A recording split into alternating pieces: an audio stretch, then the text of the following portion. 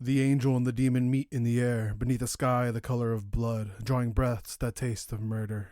The first impact of blade against blade is a metallic thundercrack, while their sons wage war below, fighting and dying in the shadows of their father's wings.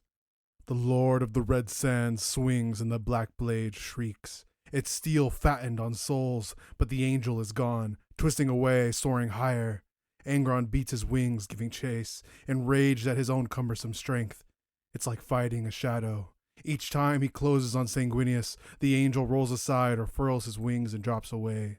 Each missed swing of his sword, each failed grasp with his talons, resonates inside Angron's skull with a splash of acid.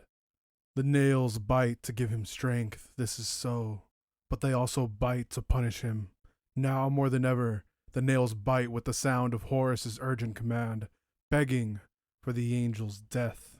Angron. What little is left of Angron now that his soul has been transmogrified into the flesh matter of an ethereal god, has never heard Horus beg before. The weakness in the War Master's voice makes him shudder with revulsion. Sanguinius dives low, swooping towards the ground, and Angron follows. Volkite beams stab up at them both, lancing in the sky. They fly through detonations that blacken the angel's armor and darken his wings. Explosions that do nothing but tighten the demon's hold on incarnation. Every death taking place upon this planet, every life ending beneath them, strengthens Angron and seals his wounds. Closer he comes, closer, closer. He can smell the sweat on his brother's skin. He can hear the drumbeat of his brother's blood. He can sense, he can smell the sweetness of the angel's wounds. Sanguinius senses him too. The angel veers away with grace Angron cannot hope to match. A spread of feathered wings arrests his dive, and a slash of straight silver rips across the demon's face. There is no pain. Most of his face has been cut away from his skull, but there is no pain. He experiences pain the way others might feel grief, or trauma, or frustration. To him, it is a helplessness, a wound within. It is something that cannot be tolerated, something that can only be overcome with the running of enemy blood. He's blind, his face broken by the silver sword and without the organic receptors to process the injury. It's the weakness that hurts. His eyes begin to regenerate as he thrashes blindly with his blade. He can see again, dull and dim for another few moments, then, with a clarity that defeats the ash and dust swirling in the air. He doesn't see as a human sees. Angron sees the fire of souls, and his brother's flares brightest of all. When they meet again, it's in a killing embrace. The Lord of the Red Sands tears the angel from the sky, clutching his golden brother in his great claws, bearing Sanguinius down. They fall and fall and fall and crash through the glaciaic dome of the Martian temple atop the warmongered Titan, Malax Meridius.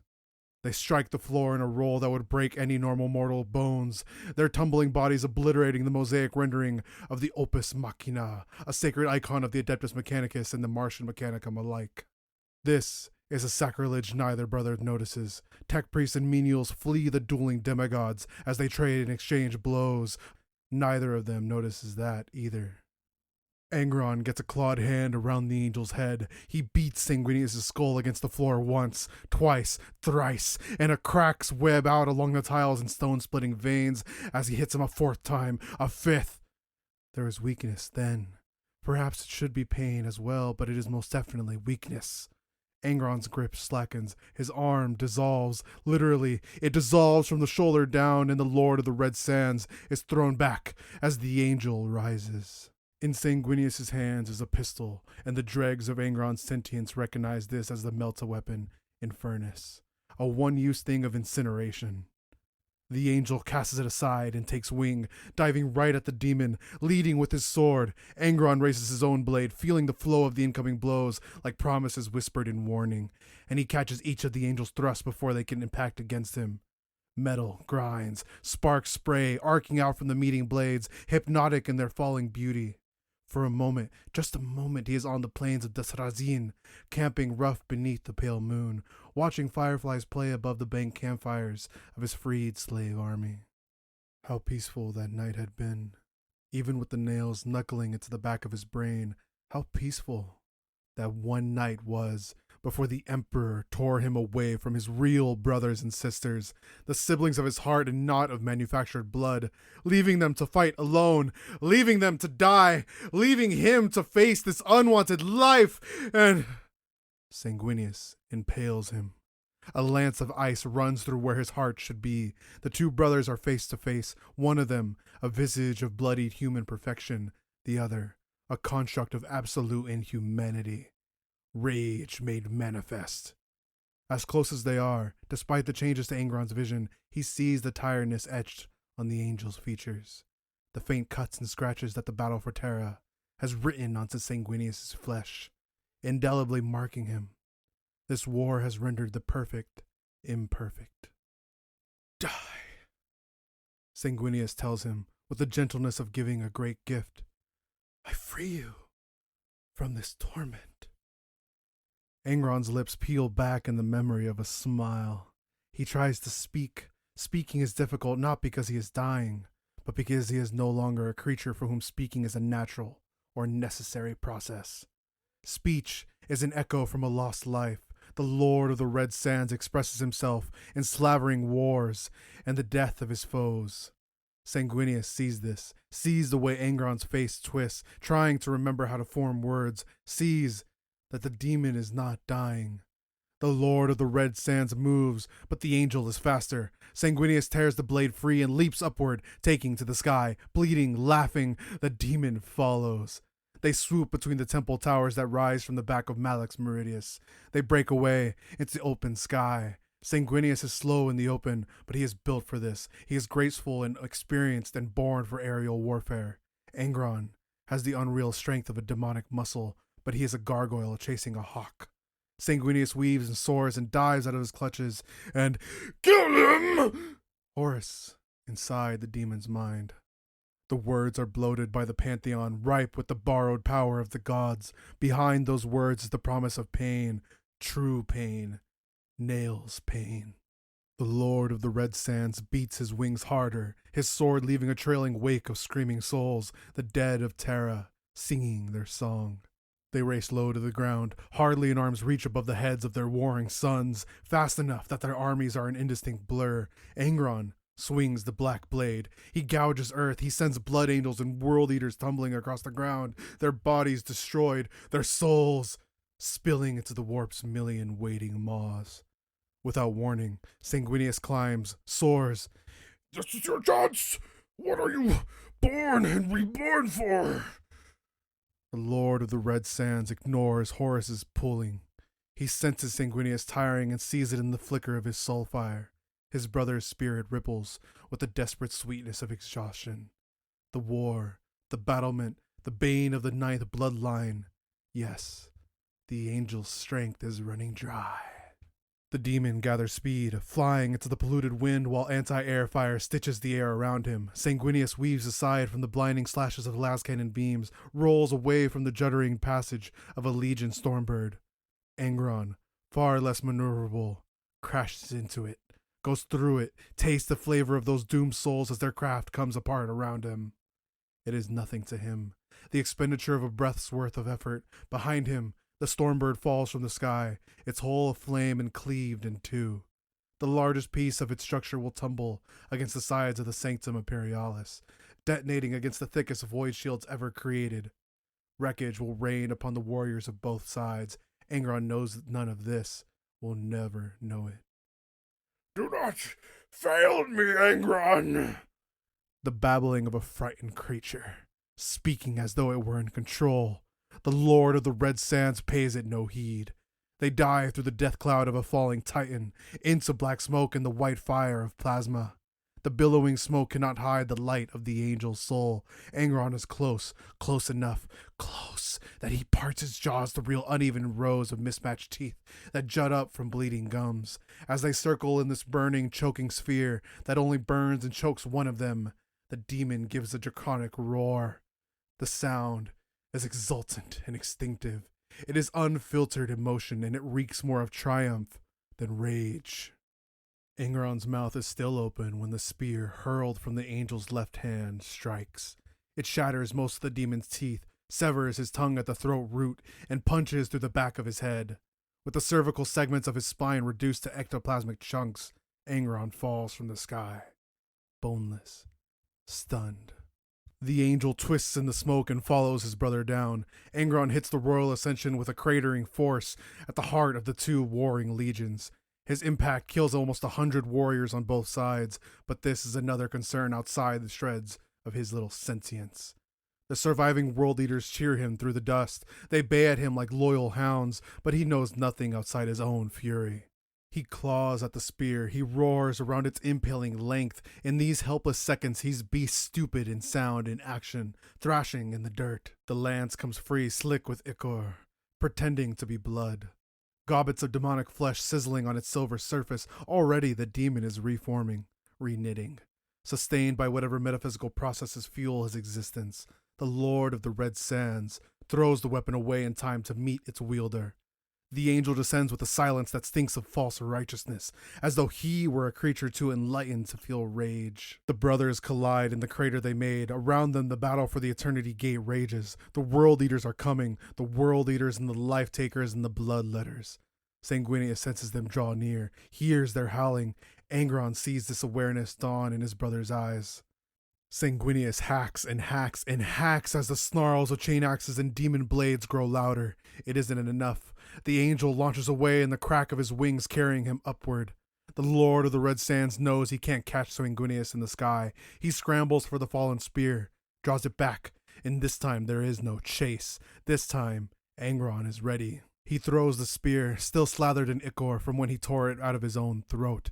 The second he casts it, it rips through the air with a concussive drumbeat, breaking the sound barrier. The angel rolls aside with the grace of the Skyborn, dodging this streak of bladed intent.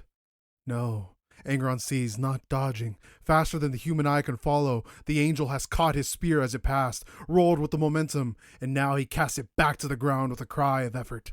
Angron will catch it, this twig of a thing, and when he does, he clutches nothing but air, and the force of a meteor hits him in the chest, throwing him down, pinning him to the warp-stained ground. For several unreal seconds, the Lord of the Red Sands is impaled in place, speared through the chest. There is no pain, only humiliation. He frees himself in time to see Sanguinius ascending, leaving him behind. His wounds close, but slower, slower, slower than before. The nails bite harder, despising his weakness. Angron turns his back on his brother, seeking the lesser blood angels in Legion Red. He wades through them, ending them, sending their bodies flying back with heaving swings of his soul-thirsty sword.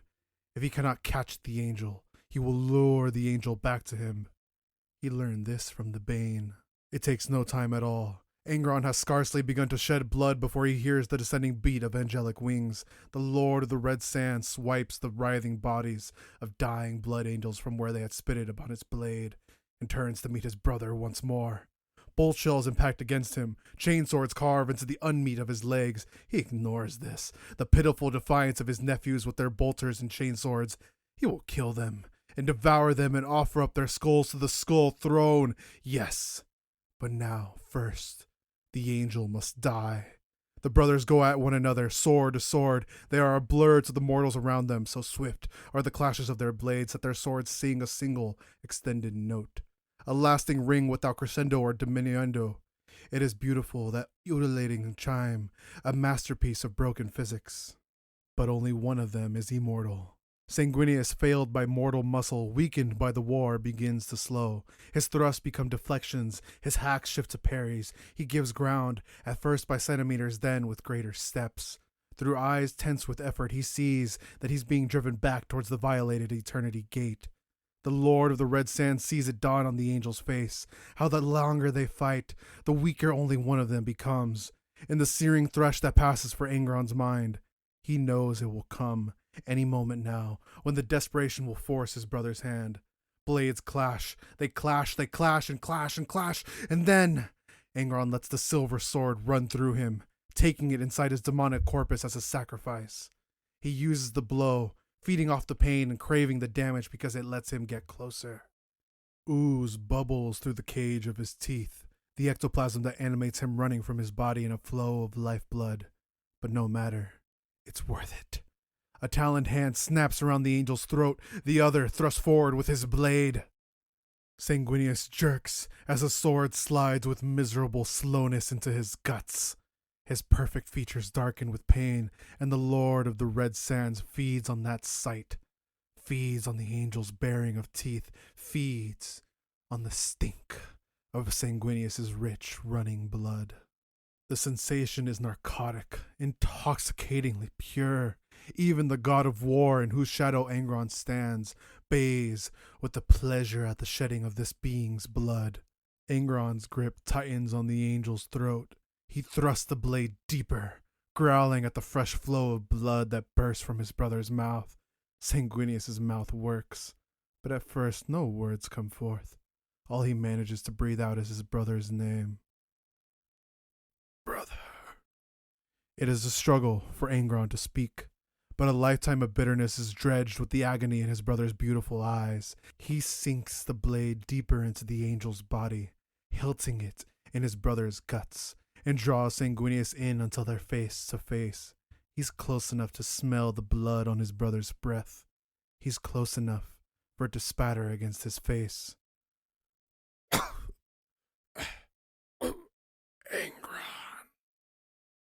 No sound in life has ever been sweeter than this flawless, beloved, exemplar brother, hissing his name in strangulation. Angron's jaws are poorly shaped for human speech, but the Lord of the Red Sands forces the words from his maw. Hark! The dying angel sings. Sanguinius reaches for him with weak and clawless hands. It's pathetic. The performance of a weakling. The Lord of the Red Sands doesn't need to breathe. He cares nothing if his brother's hands find their way around his throat. But the sweetness is fading. The adrenal rush strains away. Is this truly how the angel dies? Is this all the fight Sanguinius has left in his celebrated form? Angron! Horus, the War Master, the coward in orbit. The Lord of the Red Sands hears the voice break through his ecstatic haze and senses Horus has been seeking to reach his blood-soaked mind for some time. There is derision in the War Master's presence. But above all, there is fear. Release him! Release him! He is! Sanguinius' reaching hands close on a fistful of the cranial cables that crown Angron's head. The angel grips the technological dreadlocks that form the external regulators of the butcher's nails, and the beast that Angron has become realizes, too late, much too late, the angel has played the same gambit, risking a blade, welcoming it to get close. Kill him! Kill him before... The words cease to exist, replaced by pain, real pain, a thing he thought he was incapable of experiencing. Now, how stunning in its unfamiliar savagery! The Lord of the Red Sands gives a roar loud enough that the sanctum's void shields shimmer with the mirage's ripple. He tears his blade from his brother's body, grappling, hurling, but the angel remains. White wings batter at the demon's face and defeat the raking of his claws. He abandons his own blade to scratch and scrape at the angel. He tears away shards of golden armor. Wings bleed, feathers rain. Never once, though, does Sanguinius make a sound. Angron cries out, a cry flavored by something other than rage for the first time since his exaltation. Agony, lightning bolts through his head. Fire and ice, ice and fire. A sensation he no longer has the mind to understand, but that will destroy him, whether he understands it or not. He launches upward, beating his ungainly wings, striving for the sky, turning and tumbling, seeking to dislodge the straining angel. On the battlefield below, the legions duel in the rain of their Primarch's blood. The Lord of the Red Sands, Angron, I remember now, I am Angron, feels his skull creaking, stretching. Then a crack that paints the back of his eyes with acid. It's the cracking of a slowly breaking window, the crack of a skull under Tank's treads. He hears his brother now, Sanguinius' ragged hisses of breath, coming in time to escape the scrape of his gauntlet against the pain engine's mechanical tendrils. Their eyes meet, and there is no mercy in the angel's pale gaze. Sanguinius is lost to the passions he has always resisted. The Lord of the Red Sands sees it in the pinprick of his brother's pupils, in the ivory grind of his brother's fangs. The angel has lost himself to blood need, and the veins show starkly blue on his cheeks. This is wrath. This is the Angel Unleashed. It is an anger so absolute, Angron feels the bite of another forgotten emotion. Jealousy. What he sees in the Angel's eyes is no bitter fury at a life of mistreatment, or rage goaded by the will of a god that only rewards slaughter. It feeds the god of war as all bloodshed does, but it is not born of him. It is the Angel's own fury, in worship of nothing but justice. How beautiful that is, how naive, how pure. This is the demon's last cohesive thought. Fueled by animal panic as much as sentient rage, Angron's frantic clawing does nothing to throw Sanguinius clear. The brothers fall together, the demon's strength lost to convulsive thrashing, the angel's ripped and bloodstained wings unable to keep them both aloft. The dreadlock cables are fastened deep in the meat of the monster's mind. They are not attached to the brain, they are a part of it, tendriling their way through the pain engine that replaced and so poorly stimulated entire sections of the 12th Primarch cerebellum, thalamus, and hypothalamus. The butcher's nails are woven throughout his brainstem, hammered in to bind them to the spinal column and central nervous system. It is a process almost admirable in its barbaric effectiveness, one reproduced with malignant perfection in his exaltation from a mortal to an immortal. From behind the veil, Angron hears laughter, a god laughing at him because it cares not from whence the blood flows, only that it flows. The death of the Lord of the Red Sands is as pleasing to this divinity as the death of any other champion. Warp fire flares from the cracks in the beast's deforming skull. The cracks become crunches, each one a configuration that sweeps from the filaments behind Angron's eyes to the spikes of his spine. There is the feeling of violation, a deep and slick wrongness as something is taken from him, pulled from the root of his mind. He screams then, and he does something he has never done in neither his mortal nor immortal lives. His roar of pained rage is colored by a sound so shameful he will spend the rest of eternity refusing to believe it even happened. The sound is a word, and the word is a plea. He begs. No! The beast grunts to his brother. The moment will never enter the legends of either legion. The Primarchs are high above the battlefield, and the few sons able to watch their fathers are too far away to know what passes between them. Only fair Sanguinius hears Angron's last word, and it is an intimacy he will take to his grave. The ground rises with disorientating speed. It is now or never. As they freefall together, the angel gives a final wrenching pull on the serpents of barbarian metal. The demon's head bursts. It is a detonation, a release of internal pressure like pus from a squeezed cyst. The lion's share of Angron's brain comes free in a spray of fire and acidic blood. The demon's wings beat once more, just a shiver, a thing of reflex. His claws slacken. All struggles cease. Sanguinius throws himself free of the falling corpse, spreading his wounded wings, first for stability, then for altitude. Beneath him, the demon strikes the avenue of stairs, shaking the royal ascension and stealing what little reason remains of the gladiator warriors of the 12th Legion. A twinned cry rises to where he beats his wings above the battlefield. The blood angels fight with renewed hope, seeing their father victorious, the slayer of demons. The world eaters, racked by the psychic backlash of their slain sire, see the Emperor's angel haloed by the rising red sun. Inzar, chaplain of the 17th, was closest to the top of the ascension, surrounded by world eaters and deep in the shadow of the sanctum, when the body struck the earth. The corpse of the Lord of the Red Sands crashed upon the stairs leading to the Eternity Gate, breaking open on the steps of marble and gold. The earth quaked with the impact, and in its wake the chaplain heard a colossal cry rise from the throat of every living world eater. This lamentation wasn't wholly physical, but something blasphemous he felt in the creases of his mind. Demigods should not die, he thought, as that awful cry rose to the haloed angel above them. Inzar's breathing was uneven, hastened by adrenaline but weighed with fatigue. He felt the ache of wounds he couldn't remember suffering, the hundreds of incidental cuts and stabs that took place in the grinding of battle lines. Warriors of the myriad legions clashed everywhere around them in rabid packs, all cohesion lost, but always the War Master's tide had pressed forward. Until now. He looked ahead, past the dead whale grotesquerie of Angron's smashed corpse, to where the gate still stood open. Beyond that open portal lay victory. Wounded squads of blood angels were still falling back through the doors, firing at the advancing horde. "Forward!" Inzar cried. "Forward to the Pantheon!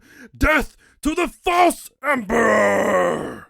He leveled his Crozius at the Eternity Gate and sought to urge the blood-maddened warriors around him onward through force of will and prayer. The Colchizian tattoos across his face started weeping blood. "Preacher!" One of the nearby world eaters grunted. Frantic now, desperate for an ally, Inzar turned to him. He didn't know the warrior. He was just one of thousands in the stalled tide. The chaplain met the man's eyes, not unlike the meeting of gazes that took place in the sky between the two demigod brothers only minutes before. For the first time, Inzar learned what it was to have the bloodshot glare of Nail's madness turned upon him. In that stare, he saw not just the absence of reason, but the death of it. "Kill!" The warrior snarled, his vocal cords thick with blood and mucus, or both. "Come with me. We can still rally the others and..." "Name!" The world eater's gaze was bare of comprehension. "I am Inzar of the 17th Legion. Hear me and heed me. Rise, and we can end this. We are so close." The world eater seemed to understand. He reached out a hand as if to make an oath. Inzar took it. "Burn!" The world eater pulled on the preacher's hand as he brought the axe up, chain teeth revving. There was no resistance. The chain axe went through the joint like it went through bone, and it went through bone like water. Inzar staggered back, his arm amputated at the elbow, and crashed into another warrior behind him. He had a fraction of a second to see the death guard he'd backed into, going down beneath the hacking axe of another world eater. It was a scene repeated in woeful plenitude wherever Inzar turned. The world eaters were falling upon their own allies, howling, cutting, killing. "Blood for the blood god! Kill! Maim! Burn! Skulls for the skull throne!"